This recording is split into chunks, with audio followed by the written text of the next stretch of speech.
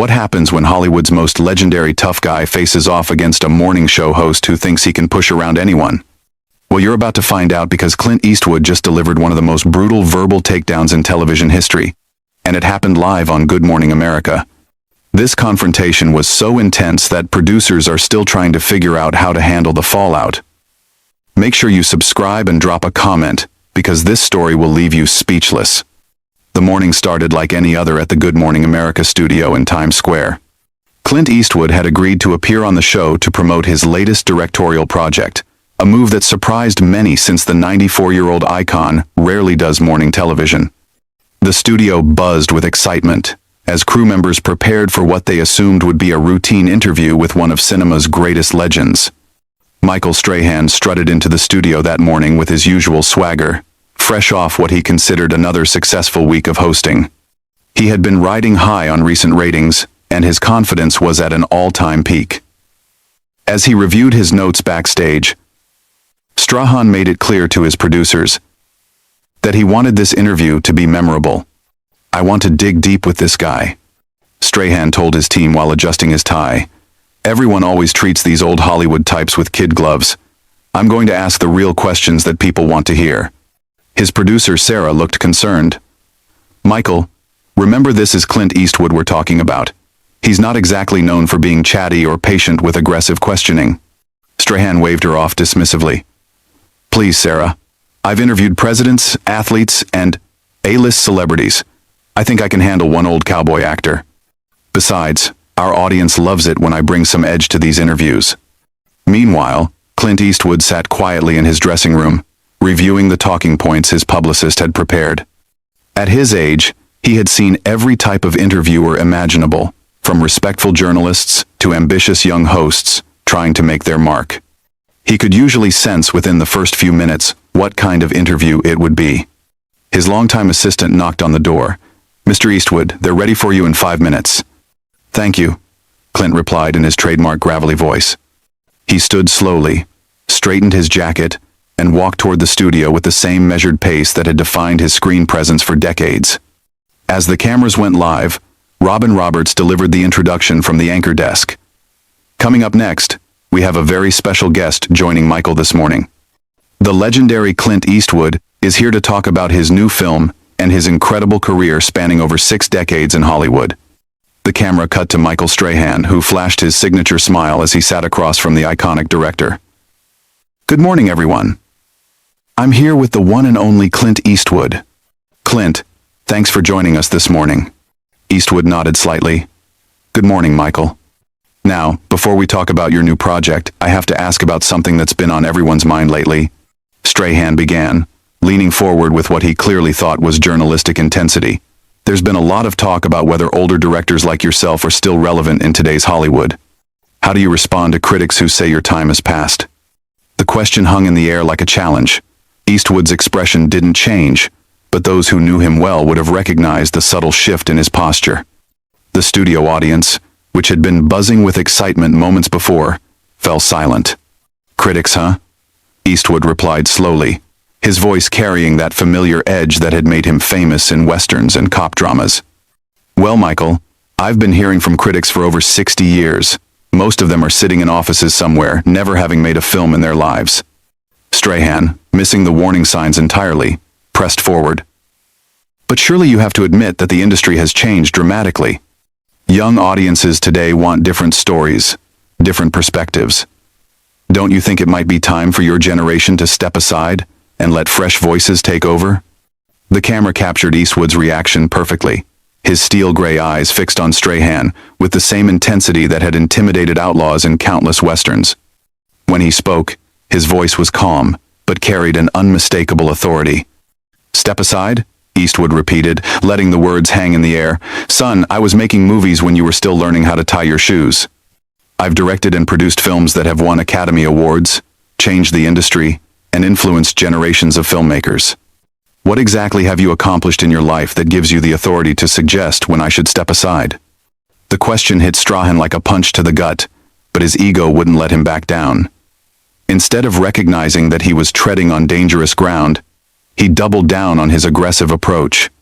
"Well, I've built a successful career in television. I was a professional athlete, and I connect with audiences across America every single day. Strahan replied, his voice rising slightly. I think that gives me the right to ask tough questions that viewers want answered. Eastwood's response was swift and devastating. A career in television, he said, emphasizing each word with surgical precision. You mean reading from a teleprompter and asking celebrities about their personal lives? And as for being a professional athlete, that ended years ago, didn't it? You're sitting here trying to build your reputation by tearing down mine, and frankly, son, that's the mark of someone who doesn't have much of a reputation to begin with. The studio fell completely silent. Even the camera operators seemed to hold their breath as they captured what was quickly becoming one of the most uncomfortable moments in morning television history. Strahan's face flushed red as he realized that his attempt to create a memorable interview was backfiring spectacularly. The tension in the studio was thick enough to cut with a knife, but MichaelStrahan was too deep in his own ego to recognize the danger he was in. Instead of backing down from Eastwood's devastating comeback, he made the fatal mistake of trying to recover his authority on live television. Look, Clint, I'm just doing my job here, Strahan said, forcing a smile that looked more like a grimace. The audience wants to know these things. I'm not trying to attack you personally, but let's be honest about the reality of Hollywood today. Eastwood's eyes narrowed to slits. Your job?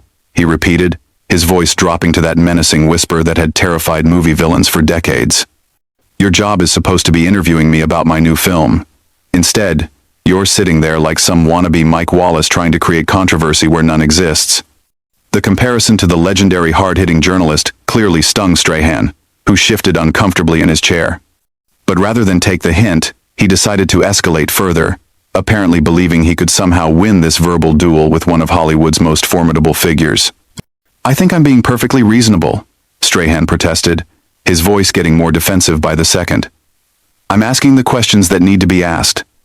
Hollywood has a diversity problem, an age problem, and frankly, a relevance problem when it comes to older white directors. The moment those words left Strahan's mouth, you could practically see the temperature in the studio drop 10 degrees. Eastwood sat back in his chair, and for a moment, the silence was deafening.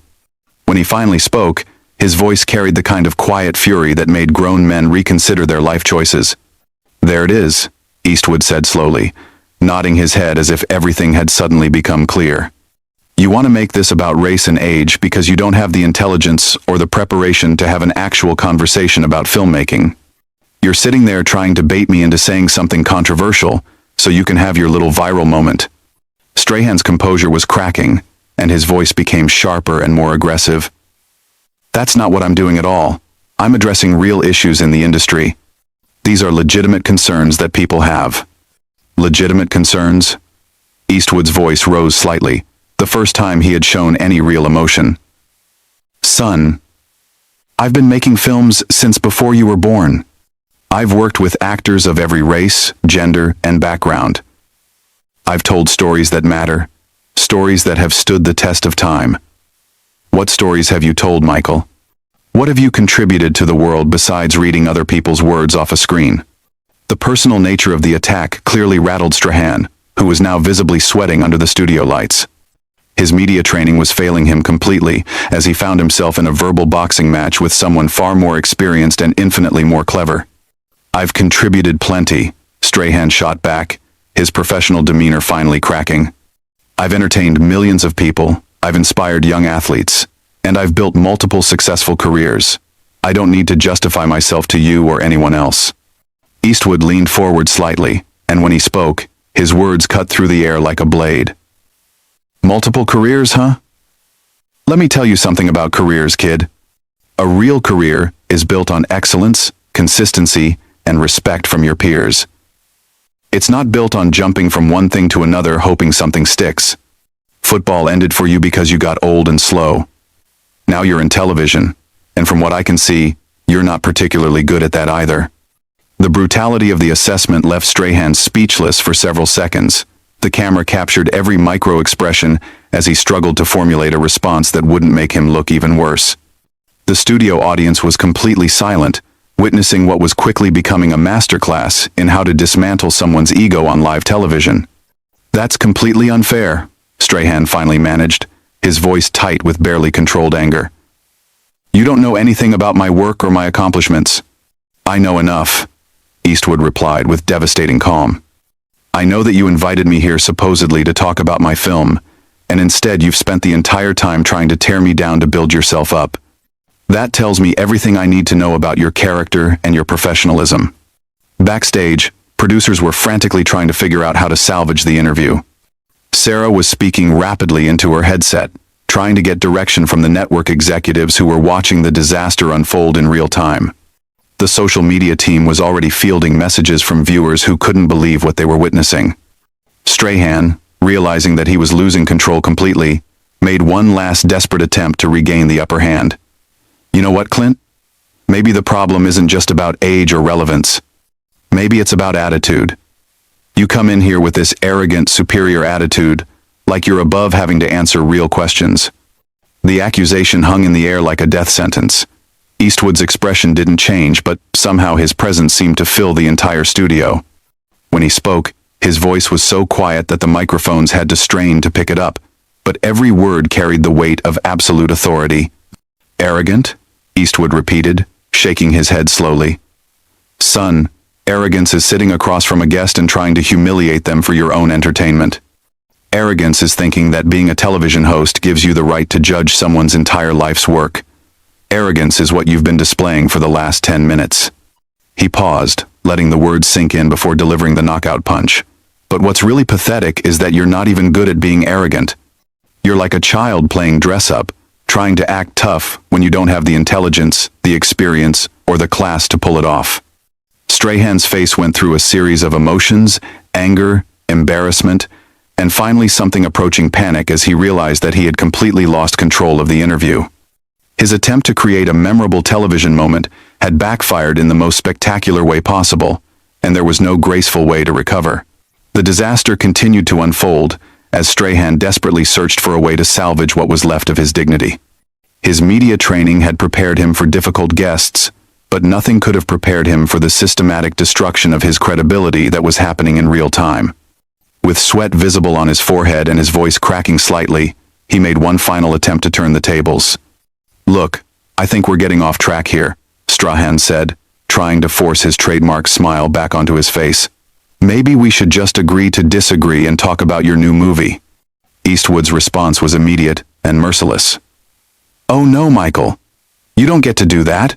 You started this little game, and now you want to quit when you're losing. That's not how it works in the real world. The contempt in Eastwood's voice was palpable as he continued. You see, this is exactly what's wrong with people like you. You think you can say whatever you want, attack whoever you want, and then just smile and move on when it doesn't go your way. But actions have consequences, son, and words have meaning. Strahan's desperation was becoming more obvious by the second. I was just doing my job, asking tough questions. That's what journalists do. Journalists? Eastwood's laugh was cold and humorless. Is that what you think you are? Let me explain something to you about journalism, kid. Real journalists do research. They prepare thoughtful questions. They show respect for their subjects while still pursuing the truth. What you did today was amateur-hour character assassination disguised as an interview. The studio crew was now watching in fascination and horror as one of the most respected figures in entertainment history completely eviscerated their host. Camera operators zoomed in to capture every nuance of the exchange, knowing they were witnessing television history, albeit for all the wrong reasons. You came in here with a agenda, Eastwood continued, his voice gaining strength and authority with each word. You wanted to make yourself look important by trying to make me look irrelevant. But here's what you failed to understand, Michael. Relevance isn't determined by age or by the opinion of some television host who peaked playing a game with a ball.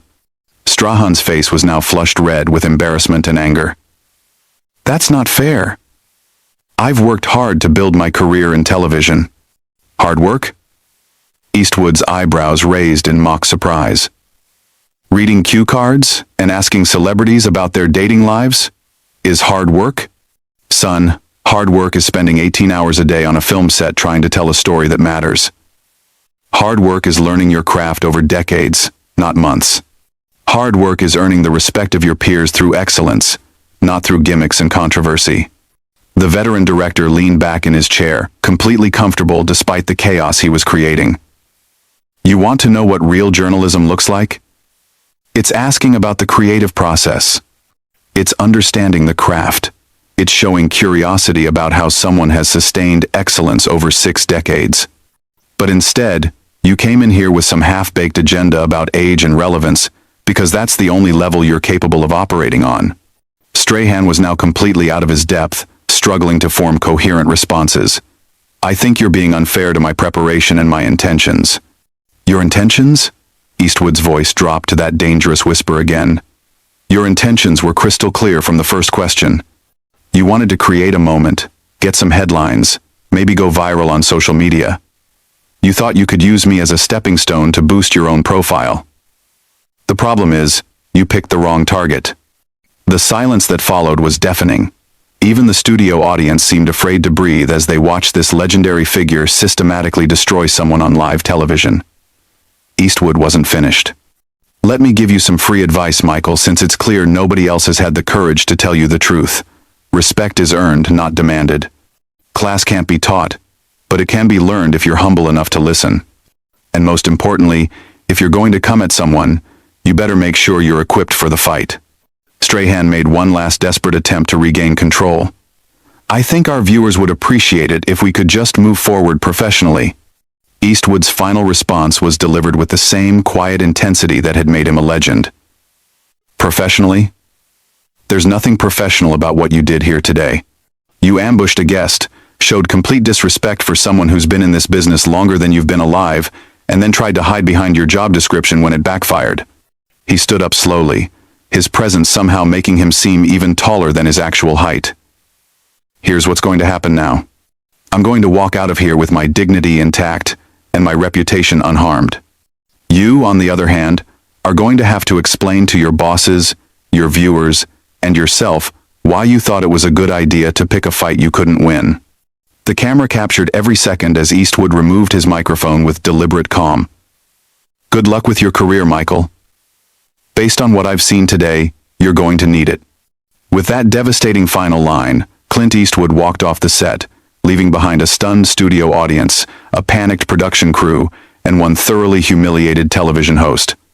Strahan sat frozen in his chair, completely speechless, as the cameras continued to roll and captured what would undoubtedly become one of the most talked about moments in television history.